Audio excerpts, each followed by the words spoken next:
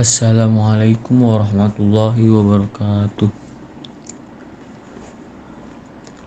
Perkenalkan, saya Dava Prasandi dari kelompok 9 yang akan menjadi moderator pada materi kali ini. Dan ada dua teman saya, Saudara Muhammad Farhan dan Saudara Muhammad Rizky Saputra, yang akan menjadi materi pada presentasi kali ini.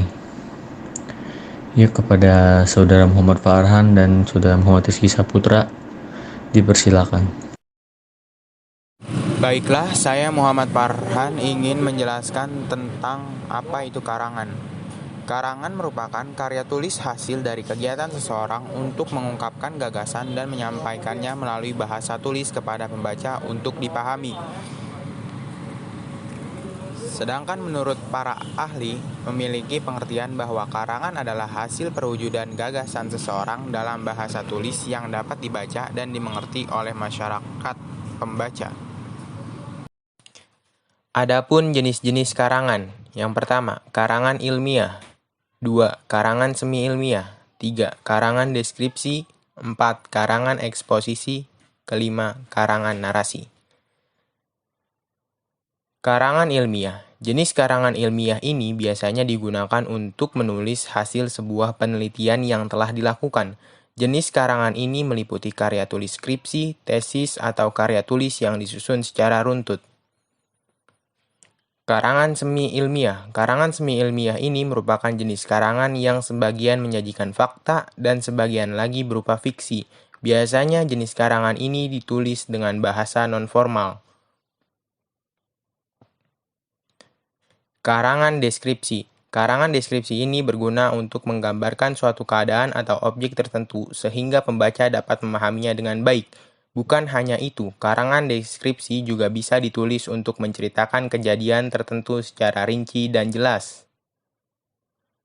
Karangan eksposisi. Jenis karangan ini digunakan untuk menjelaskan uraian mengenai langkah atau cara kerja dari suatu hal. Karangan eksposisi ini biasanya dijelaskan dengan uraian tulisan yang dilengkapi dengan grafik, gambar, atau statistik.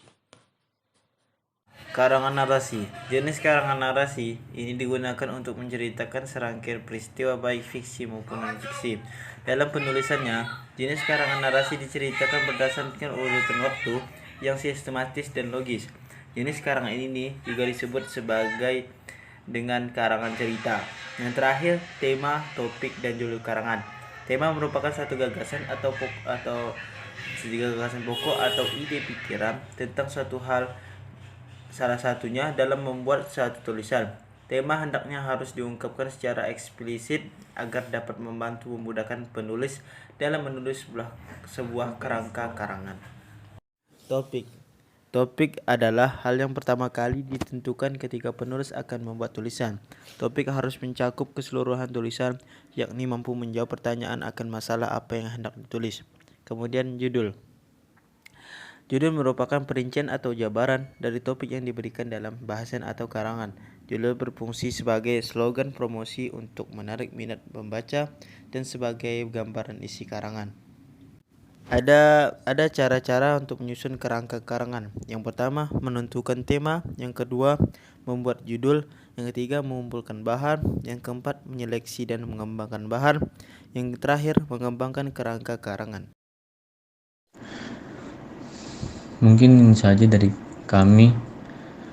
Kurang lebihnya mohon maaf jika ada salah-salah atau kelebihan atau kurang kata-kata. Saya pamit undur diri, Dava Prasandi, dan mewakili kedua teman saya. Wassalamualaikum warahmatullahi wabarakatuh.